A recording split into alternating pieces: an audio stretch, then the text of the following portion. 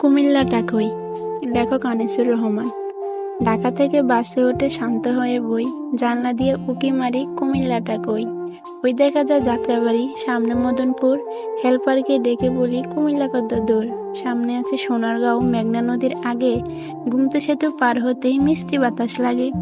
কুমিল্লাকে দেখতে আমি স্বপ্ন মনে বান্ধি, সবার আগে ভেসে ওঠে প্রিয় দাওয়াত কান্দি।